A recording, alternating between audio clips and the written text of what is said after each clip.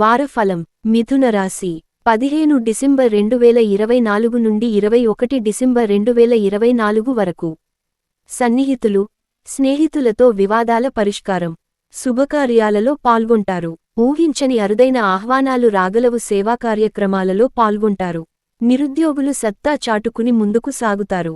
ఎంతో కాలంగా రావలసిన డబ్బు చేతికందుతుంది. కుటుంబంలో మీపై నమ్మకం మరింత పెరుగుతుంది. ఆశ్చర్యకరమైన సంఘటనలు ఎదురుకాగలవు. శుభకార్యాలు నిర్వహిస్తారు.